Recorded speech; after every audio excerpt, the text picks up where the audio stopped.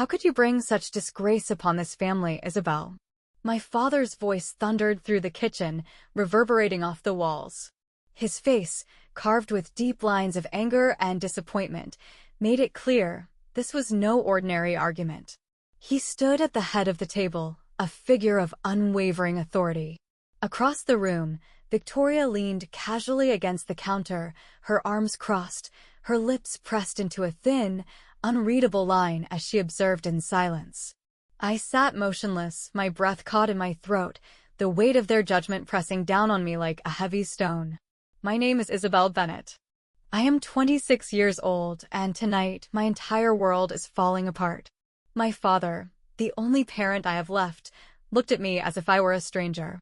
My twin sister, Victoria, the one who always managed to come out on top, stood there without a shred of support for me. And now, accused of a crime I hadn't committed, I was completely alone. It all started when legal notices arrived at my father's house, each more alarming than the last. The papers claimed I had defaulted on multiple loans I had no recollection of ever taking out. For weeks, I had brushed off strange phone calls from debt collectors, assuming they were scams. But when the accusations became official, when legal threats loomed over me like an approaching storm, the nightmare became real. I didn't do this, Dad, I said, my voice shaking but firm, forcing myself to meet his piercing gaze. I don't know how this happened, but it wasn't me. Victoria finally stirred. A glint of something amusement? Satisfaction flashed in her eyes before she spoke. Come on, Isabel, she said with a sigh, her tone dripping with false pity. Are you really going to stand here and deny it? Your name is all over the documents. It's written in black and white. She shook her head. Why don't you just tell the truth and stop dragging this out? My father's expression grew even colder as he paced the room. So what? He asked, his voice laced with disbelief. You expect me to believe this is all just a coincidence? The loans? The complaints? The reports from the banks? Why would they single you out for no reason? I swallowed hard, trying to steady the trembling in my hands. Because someone framed me, Dad. Someone used my name. My voice cracked, but I forced myself to continue. I don't know how, but I swear to you, I had nothing to do with this. My eyes flicked toward Victoria. She raised her hands in a mock display of innocence. Framed, she repeated, her voice laced with disbelief. Really, Isabel? Who would go through all that effort just to ruin you? And why you, of all people? A smirk played at the corner of her lips. Sounds like an excuse to me. Dad let out a heavy breath, rubbing his temples in frustration. Isabel, I have tried to be patient with you, he said, his voice weary. But this is too much. You're not a child anymore. It's time to take responsibility for your choices. He exhaled sharply before delivering the final blow. Until you can, you're not welcome here. His words cut through me like a blade. The air left my lungs. Dad? You're kicking me out. My voice was barely a whisper, disbelief crashing over me like a tidal wave. The finality in his expression was undeniable. Victoria let out a theatrical sigh, shaking her head as if the whole thing exhausted her. I hate to see it come to this, she said, her voice tinged with artificial sympathy, but maybe some time away will help you think things through, Isabel. I turned to her, my pulse hammering in my ears. You're enjoying this, aren't you? My voice was low, raw with barely restrained anger. You've always been the golden child, and now you get to watch me take the fall for something I didn't do. Dad's gaze darkened. Victoria isn't the problem here, Isabel, he snapped. You are. Don't make this harder than it already is. I knew there was no use in arguing. The decision had already been made. Pack your things and leave tonight. His words sealed my fate. My chest ached as I turned away, swallowing back the lump in my throat. No matter what I said, no one would believe me. Silently, I gathered my belongings, each item a painful reminder of the life I was being forced to leave behind. My childhood room, once a place of warmth and familiarity, now felt like it belonged to someone else. A version of me that no longer existed. Victoria lingered in the doorway, watching me with an expression I couldn't quite read. I wish it didn't have to be this way, she murmured, the sympathy in her tone feeling just a little too rehearsed. I didn't turn to face her. Instead, I focused on stuffing clothes into my duffel bag. Yeah, I muttered, my voice hollow. Me too. She hesitated, then added, it's just, everything looks really bad right now, Isabel. Maybe some time away will help you figure out how this happened. My hand stilled for a fraction of a second, gripping the edge of the dresser. I didn't do this, I said softly, more to myself than to her. I don't know how or why, but I didn't do it. Victoria let out a slow breath before stepping back into the hallway. I hope you figure it out, for your sake. Really, I do. Victoria's words lingered in my mind as I zipped up my bag and stepped out of my room. Something about them gnawed at me, like an itch I couldn't quite reach. None of this made sense. Nothing added up. But at that moment, there was nothing left for me to do but walk away. The night air was sharp, biting against my skin as I crossed the threshold. My duffel hung over my shoulder, its weight far lighter than the ache in my chest. The house behind me, the place that had once been filled with warmth and belonging, now loomed like a cold, empty shell, heavy with betrayal and accusations. At the edge of the driveway, I paused. My gaze flickered toward the dimly lit window. The light was still on inside, but my father hadn't come out to see me leave. He had made his decision, turned his back, and shut the door on me without a second thought. Victoria's voice echoed once more in my mind. I hope you figure it out, for your sake.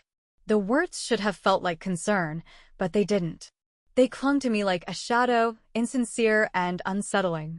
How had everything gone so wrong? How could my entire life unravel overnight, with every piece of evidence pointing at me for something I hadn't done? As I walked down the empty street, gripping the strap of my bag, I forced myself to focus on one thing. I didn't have answers yet, but I wasn't going to stop until I found them. Someone had set me up, and I was going to prove it. The bus station was nearly deserted when I arrived. Fluorescent lights flickered overhead, casting long, distorted shadows across the scuffed tile floor. The clerk behind the counter barely acknowledged me as I slid the last of my cash forward, exchanging it for a one-way ticket to the nearest city. My fingers trembled slightly as I took the slip of paper. I found an empty seat in the farthest corner, away from the scattered passengers waiting in silence. Staring down at the crumpled ticket in my hands, the reality of my situation fully sank in. I was alone. No home. No family to turn to. No one to vouch for me. How had my life fallen apart so quickly? Who would go to such lengths to frame me? And why? A low rumble pulled me from my thoughts. The bus slowed to a stop, its headlights cutting through the dimly lit station. I exhaled, tightening my grip on my bag before standing up. This wasn't the life I had imagined for myself, but it was the one I had to face now. One step at a time. The first few days blurred together in a haze of cheap motel rooms, instant noodles, and sleepless nights. Every moment was filled with an endless cycle of worry and exhaustion, my mind spinning with the weight of everything I had lost. But lying in bed, consumed by grief, wasn't going to fix anything. I needed to survive. And that meant finding a job. Any job. I landed one at a small clothing store downtown. It wasn't much, but it gave me something to do, a routine to keep me from completely unraveling. Zoe, my coworker, was a few years older than me, sharp-witted, quick-tongued, with fiery red hair and an energy that could either be reassuring or exhausting, depending on the day. She didn't pry, but she had a way of getting people to talk without them realizing it. One slow afternoon, as we folded stacks of sweaters near the register, I found myself doing just that.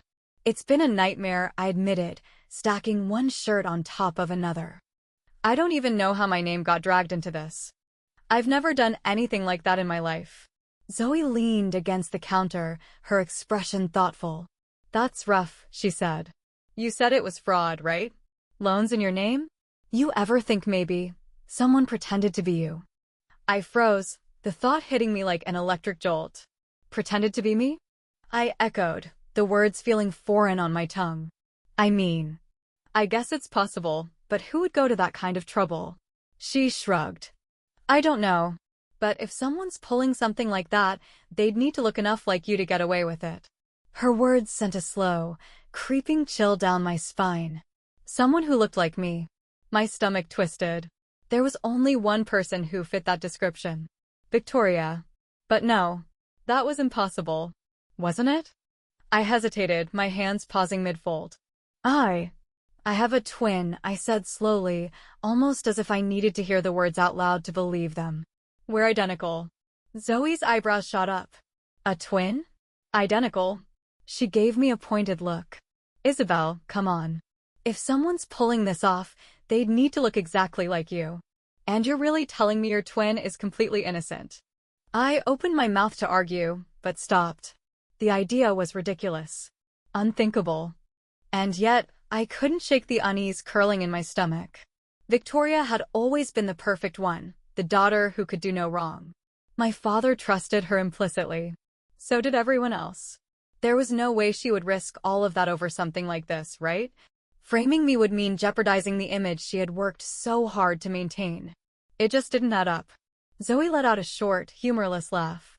You'd be surprised what people are capable of when they think they won't get caught, she said with a shrug.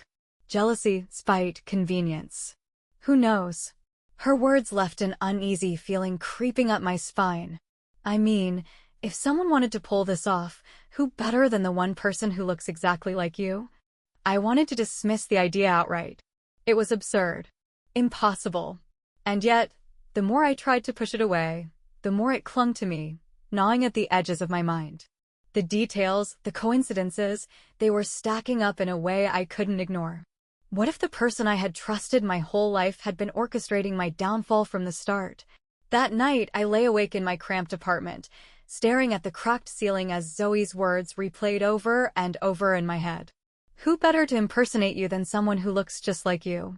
Victoria had always been the one in the spotlight, charming, persuasive, impossible to doubt. I had spent years fading into the background, unnoticed, underestimated. If someone were looking for an easy scapegoat, who better than me? I reached for my phone, scrolling mindlessly through old photos. There we were, Victoria and I, side by side, mirror images. I remembered the way she used to joke about switching places, how easy it would be to fool people. Back then, I had laughed along, thinking nothing of it. But now, with everything that had happened, those jokes carried a different weight. Could she really have done this? Gone so far just to protect herself? As much as I hated to admit it, the possibility was becoming harder to ignore. If Victoria had set me up, she had made sure there was no way for me to prove otherwise. Unless I found the proof myself. This wasn't just about defending my innocence anymore. It was about uncovering the truth, no matter how painful it might be. By the next morning, my decision was made. I wouldn't call my father or Victoria. Not yet. If Zoe was even partially right, confronting them without solid evidence would only backfire. I needed to be smart about this. At work, I finally told Zoe I wanted to dig deeper into what had happened. Her face lit up with excitement. Finally, she said, clapping her hands together. I was starting to think you were just going to roll over and take the blame. I hesitated. You don't have to help me with this, I murmured, twisting a hanger between my fingers. Zoe scoffed. Are you kidding? I live for this kind of thing, she said with a grin. Besides, 2 brains are better than 1, right? Now, let's start with the basics. Where did these fraud claims come from? Do you have any paperwork? Nodding, I pulled out a folder I had managed to save before leaving home. It contained copies of the legal notices my father had received, the ones that had sealed my fate. Zoe flipped through the pages with sharp focus, her eyes narrowing as she scanned the information. These are all tied to loan accounts, she muttered, tapping a finger against one of the documents. We need to trace where they were opened. If there's a paper trail, we'll find it. For the first time in weeks, I felt something unfamiliar flicker inside me. Hope. With Zoe's determination pushing me forward, I felt stronger, like maybe, just maybe, I could fight back. If Victoria or anyone else was behind this, we would uncover the truth. One way or another. It all began when the first court orders arrived at my father's house, each letter more ominous than the last. They claimed I had defaulted on loans I had never taken out, accounts I had never opened. The accusations weren't vague threats. They were real, official, and they carried the weight to destroy my life. Over the next few days, Zoe and I threw ourselves into the investigation. Every spare moment, during lunch breaks, after work, was spent hunched over her small kitchen table, sifting through documents, looking for discrepancies. Zoe had a sharp eye for detail. Things I had skimmed over before, minor inconsistencies, tiny mistakes, stood out to her. The handwriting on some of the forms didn't quite match mine. It was close, but not identical. Then, one afternoon, Zoe slid a document across the table. "Look at this." I leaned in, my breath catching as I studied it. "The signature here, it's off," she pointed out. "Almost perfect, but not quite." I swallowed hard. "And all of these accounts," she continued, tapping the address on another page. "They were opened in the next city over." A sick feeling settled in my stomach. "Victoria was in that city a couple of years ago," I whispered. She said it was for a volunteer project. Zoe looked up, her expression unreadable. But she didn't have to say anything. The thought was already there, sitting heavy in my chest. I wasn't ready to admit it yet. Not out loud. Not until I had proof. I hesitated, my breath catching as the question formed in my mind. Could it really be her? Zoe leaned back in her chair, watching me carefully. "It's starting to look like someone used your name while they were in that city," she said, her tone measured. "And if Victoria was spending time there, well..." She didn't finish the thought, but the weight of what she was implying settled heavily between us. I swallowed, my throat dry. "I don't want to jump to conclusions," I murmured. "But it's getting harder to ignore. Every clue leads back to her." Zoe nodded. "We need more proof. If she really did this, there's got to be a bigger trail, transactions, signatures, records. Something we can't just explain away." Her certainty was like a spark, lighting the fire I needed to keep going. I wasn't ready to say it out loud. Not yet, but deep down, I could feel it. We were close to the truth. The first stop on our list was a small credit union on the outskirts of town. As soon as we stepped inside, the faint scent of paper and stale coffee filled the air. The office was quiet, the kind of place where employees recognized their regular customers. Behind the counter, a young woman glanced up and smiled. "Welcome back," she chirped. I froze. "Excuse me?" The woman's smile wavered slightly, as if she had picked up on my confusion. "Oh, sorry," she said quickly. "I thought you'd been in here before." "You look so familiar." I felt Zoe shift beside me, but she remained silent. I forced a polite smile and stepped forward.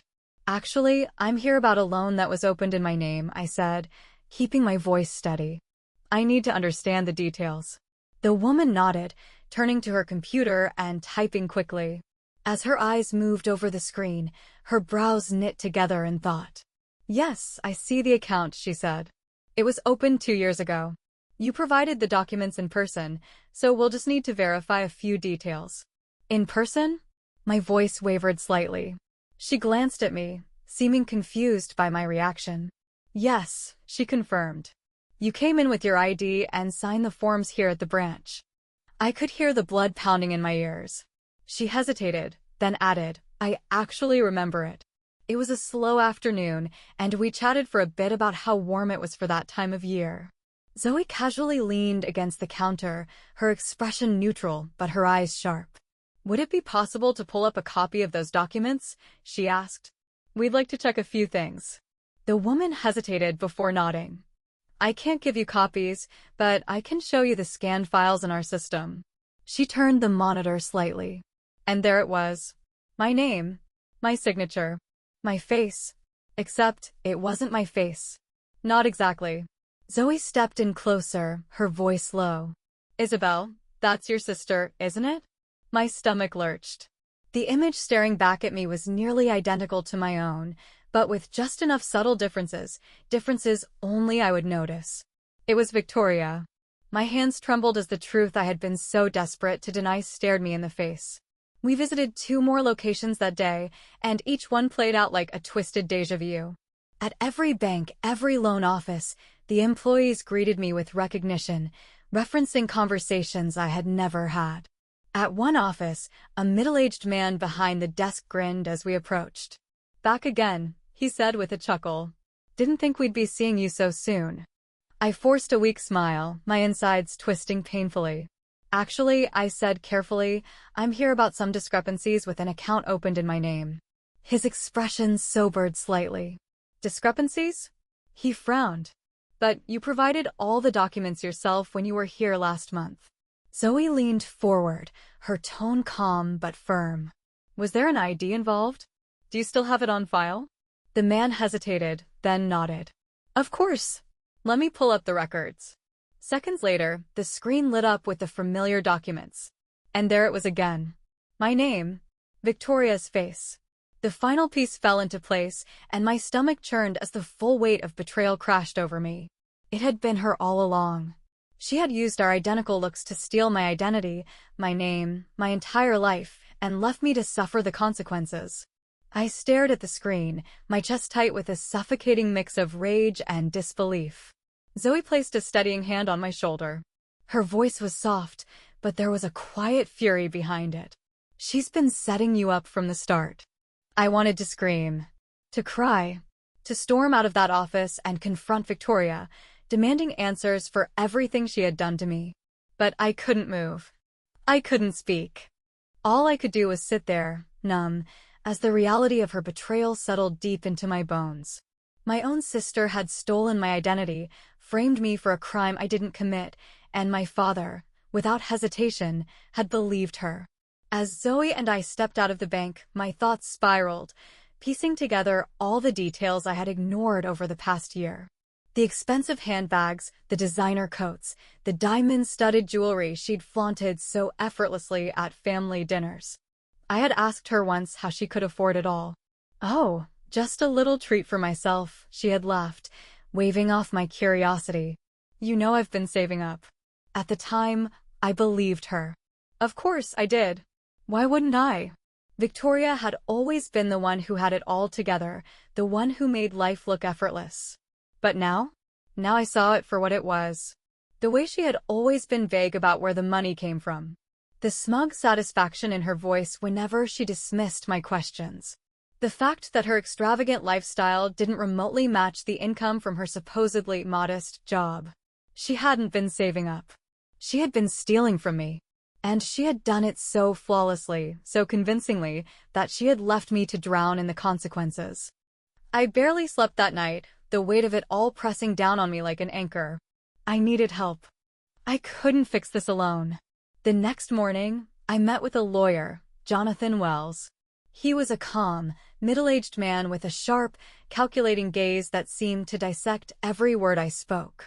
His office was small but well-kept, the faint scent of coffee lingering in the air, stacks of neatly arranged files covering his desk. Taking a deep breath, I explained the situation as carefully as I could. I've been notified that I defaulted on multiple loans, I said, keeping my voice as steady as possible. I didn't mean for this to happen, but I need to understand what my options are. What happens if I pay? And what happens if I don't? Jonathan leaned back in his chair, clasping his hands together. If you pay off the loans, it will prevent further legal action, things like lawsuits or wage garnishments, he explained. But it won't erase the defaults from your record. Your credit history will still show them unless the lenders agree to remove them, which isn't always guaranteed. I nodded, absorbing the information. And if I don't pay? His expression grew more serious. Then the lenders could escalate their efforts to recover the money. Lawsuits, court judgments, which could result in wage garnishments or even asset seizures. He paused before adding, it would also make it much harder for you to secure any credit or loans in the future. The weight in my chest grew heavier. I swallowed hard. Would paying at least help clear my name? Jonathan tilted his head slightly. It would show good faith that you're taking responsibility for the debt, he admitted. But if you're looking to clear your name entirely, that would require figuring out how these loans were taken out in the first place. His words sent a shiver through me. I wasn't ready to tell him about Victoria. Not yet. Not until I had proof. But I needed to know. If I could prove that someone else had done this, could I walk away from all of it? I hesitated before speaking again. What if, hypothetically, someone else had stolen my identity and used it to open these accounts? Would that change anything? Jonathan's eyes sharpened. He leaned forward slightly, studying me. If your identity was stolen, that's a serious matter, he said. Legally, you wouldn't be responsible for the loans. But you'd need to provide clear evidence that you weren't the one who opened them. I exhaled slowly. What kind of evidence? Typically, it involves filing a police report, notifying the banks and credit bureaus, and officially disputing the accounts. You would need to prove that you weren't the one who applied for the loans. A knot formed in my stomach. And what if I can't prove it? I asked, my voice barely above a whisper. Jonathan's gaze didn't waver. Then it becomes much more difficult, he admitted. The burden of proof is on you to show you didn't authorize these accounts. If you don't have solid evidence, the lenders will continue to treat you as the responsible party. I felt my pulse quicken. What kind of proof would help? Anything that places you somewhere else at the time the accounts were opened, he said. Documents, travel records, timestamps, anything that shows you couldn't have been there.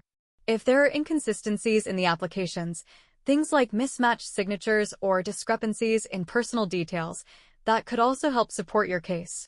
His words sank in like stones, dragging me underwater. Even if I paid off the loans, it wouldn't erase what had already been done. It wouldn't clear my name. Not unless I could prove that someone else was responsible. Victoria, I whispered to myself, the name barely audible. She had been careful, but not perfect. And if there was even the smallest flaw in her plan, I was going to find it. Jonathan's words rang in my ears. If there's even a chance someone else is behind this, you need to investigate now. The longer you wait, the harder it'll be to gather evidence. I nodded, though my mind was already miles ahead, racing through everything I needed to do. His advice was sound, but it also meant that I couldn't avoid the truth forever. His expression softened slightly as he leaned forward. If you can prove your identity was stolen, you won't be held responsible for the debts. The lenders will be forced to close the fraudulent accounts and stop pursuing you. Your credit report can also be corrected to remove the damage. For a brief moment, relief flickered through me. But then another question settled in the back of my mind, one I had been avoiding. What happens to the person who did this? Jonathan's tone was measured, but firm. If you provide evidence of identity theft, it becomes a criminal matter. Law enforcement could investigate, and the person responsible could face charges for fraud, forgery, and other related crimes. I swallowed, my throat dry. What kind of consequences? It depends on the severity of the case. Fines, court-ordered restitution, even prison time. It all depends on the evidence and whether the authorities decide to prosecute. A chill ran through me. So if I come forward, I'll be cleared, I said slowly, but the person who did this could end up in jail? Jonathan met my gaze. Yes, but right now, your priority is clearing your name. If someone close to you is responsible, I understand that makes things complicated. But remember, this isn't just about the money. It's about justice and protecting yourself from further harm. His words weighed on me like stones pressing against my chest. If it came to that, I would have to make a choice. Protect Victoria from the consequences of what she had done, or fight for the truth and finally reclaim my life. No matter how much I wanted to pretend otherwise, I knew there was no escaping it. Victoria had to answer for what she'd done. Not just for me, but for the family she had deceived so effortlessly. I couldn't let her choices ruin my life any longer. But the thought of turning her in made my stomach churn. And that's when the idea struck me. I wouldn't go to the police. Not yet. Instead, I would confront her, but on my own terms. Every year, my family held a big reunion.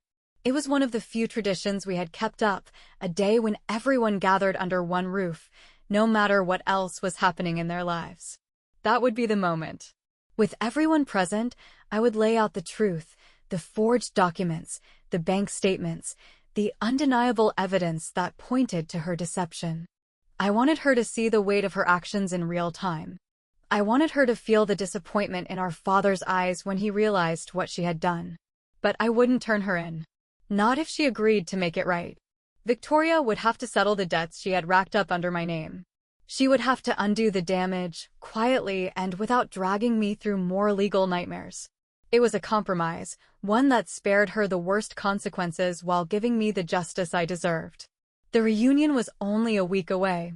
That gave me just enough time to prepare. I spent every waking moment combing through the evidence, putting together a case so airtight that Victoria wouldn't be able to talk her way out of it. Every document, every forged signature, every bank statement, I gathered them all, fitting the pieces together until there was no possible doubt left. Zoe was by my side through it all, her determination never wavering. The night before the reunion, I sat in my apartment, packing the files into a folder with shaking hands. Zoe watched me carefully before speaking. "You've got this, Isabel. Just stick to the plan. Don't let her twist this around." I nodded, but my nerves were impossible to ignore. "She's been doing this for so long," I murmured. "What if no one believes me? What if Dad sides with her again?" Zoe placed a firm, reassuring hand on my shoulder. "This time, you're not just telling your truth, you're showing it. They can't argue with facts, Isabel." Her voice was steady, unwavering. "You've done everything you can. Now, it's time to let the truth do the rest." Her words stayed with me as I lay in bed that night, staring at the ceiling, my stomach tight with anticipation. Tomorrow, everything would change. One way or another. The moment I stepped through the door, a suffocating silence fell over the room. Conversations stopped mid-sentence, eyes turned toward me, and the weight of 50 judgmental stares crashed down like a tidal wave. The air itself felt thick with resentment, pressing in from all sides. My pulse pounded in my ears, but I squared my shoulders, forcing myself to move forward. I wasn't going to let their scorn break me. Whispers slithered through the crowd as I passed. "Can you believe she actually showed up? After everything she's done? The nerve. I heard she's about to be taken to court." The room was packed, familiar faces blurred together, relatives I hadn't seen in years, all gathered under one roof. My father stood near the fireplace, deep in conversation with Uncle Philip. But as soon as his gaze landed on me, his expression darkened, lips pressing into a firm, unforgiving line. Across the room, Victoria stood at the buffet table, her audience of cousins hanging on her every word, absorbed in whatever charming story she was weaving. Then, as if sensing my presence, she turned. Our eyes met. For the briefest second, I saw it, that flicker of unease. But she masked it almost instantly, her expression shifting to one of well-practiced pity. "Isabel," my father called, his voice as sharp as a blade. "I'm surprised you even showed up." I forced a polite smile, my grip tightening on the folder under my arm. "Of course I showed up," I said evenly. "It's a family reunion, isn't it?" The tension in the room thickened. Victoria sauntered toward me, a drink in hand, her lips curling into a smirk as she tilted her head. "It's brave of you to come here after everything that's happened," she mused, her tone dripping with false concern. "I know things have been difficult for you lately." My nails dug into my palm, but I didn't flinch. "You have no idea, Victoria," I replied smoothly. "But that's exactly why I'm here." I lifted the folder slightly. "I have something to say, and I think everyone here deserves to hear it." A hush spread across the room. Victoria's smirk wavered, her fingers tightening slightly around her glass. I could see the flicker of uncertainty behind her eyes. This time, I wasn't letting her control the story. This time, the truth would speak for itself. I stepped forward, feeling the heat of dozens of stares pressing in. Disbelief, anger, suspicion, it was all there, reflected back at me in the faces of my family. I ignored them. I focused on her. Victoria hadn't lost her confident posture, but there was something new in her expression. A tightness around her eyes, a tension in the way she held herself. She knew something was coming. I took a steady breath. "I know many of you have heard things about me recently," I began, keeping my voice clear and unwavering. "Things that make me look like a liar. A thief." I let my gaze sweep across the room. "I've been accused of defaulting on loans I never took out. Ruining my own reputation. Ruining this family's reputation." I paused, letting the silence settle, letting my words sink in. Victoria shifted slightly, her usual easy confidence flickering. "But I didn't come here to plead for your sympathy," I continued. I didn't come here with excuses. I came here with proof. I pulled the folder from under my arm, holding it up. Everything I'm about to show you is documented. Verified. The bank statements, the forged signatures, the witness testimonies, even recordings from the banks where these loans were taken out. A ripple of murmurs swept through the crowd. I opened the folder, flipping to the first document and raising it so they could see. This is the loan application under my name, I said. The signature? Not mine. The photo ID. I turned the page, revealing the scan. That's not me either. I turned to Victoria, my voice unwavering. It's her. A gasp shot through the room. Victoria stiffened. It was only for a fraction of a second, but I saw it, the sheer, undeniable moment of panic. Then, just as quickly, she forced out a laugh, shaking her head as if I had just told the most ridiculous joke she'd ever heard. That's absurd, she scoffed, her voice just a little too high-pitched. Why would I ever do something like that? She let out a nervous chuckle. Isabel, this is desperate, even for you. But I didn't let her gain control. One by one, I laid out each piece of evidence, the discrepancies in handwriting, the dates that matched her visits to the city where the loans were taken out, the bank employees who had unknowingly recognized her as me. Piece by piece, the story unfolded. And piece by piece, the room's energy shifted. I could see it in their faces, the way pity for me dissolved into doubt toward her. By the time I finished, the entire room buzzed with tension. I turned to my father. He looked pale, his eyes darting between me and Victoria, as if trying to force himself to believe the version of reality he wanted to be true. I took a step toward him, my voice softer now.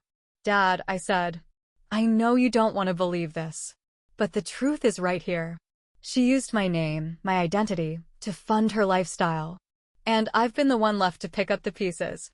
Victoria suddenly stepped forward, her voice sharp and shrill. This is insane, she snapped. She's lying. She's always been jealous of me, and now she's trying to turn you all against me. Her words trailed off as the weight of the evidence crushed whatever fight she had left. For the first time, I saw it. Fear. She knew she was caught. And this time, no amount of lies would save her. The weight of the evidence crushed her words, rendering them meaningless. For the first time, I saw hesitation in the eyes of those who had always stood by her, doubt flickering where once there had been unwavering trust. The silence that followed my final piece of proof was deafening. Faces that had been filled with disgust and judgment toward me were now laced with disbelief and uncertainty. Slowly, whispers spread through the crowd like ripples in still water. The shift was subtle at first, but unmistakable. They believed me. For the first time, the burden of their judgment lifted from my shoulders, replaced by the chilling realization of what Victoria had done. Across the room, Victoria's carefully composed mask cracked. Anger twisted her features as the murmurs around her grew louder, the weight of the truth pressing down. This is ridiculous, she spat, her voice edged with fury and panic. I don't have to stand here and listen to these lies. With a sharp shove, she pushed past the crowd, her heels clicking furiously against the hardwood floor. Her voice rang out as she reached the door. You're all pathetic for believing her, she shouted over her shoulder before disappearing into the night. The silence left in her wake was thick and heavy. Then, all at once, the room erupted into hushed conversations and hesitant apologies. A few relatives approached me, their voices softer now, their words lined with guilt. I'm so sorry, Isabel, one cousin murmured, eyes glistening with unshed tears. We had no idea. But I couldn't stay to listen. My heart pounded as I turned away, weaving through the crowd toward the door. I had to confront her. Isabel, wait. My father's voice rang out behind me, but I didn't stop. I heard his footsteps trailing mine as I stepped outside, the cool night air washing over me.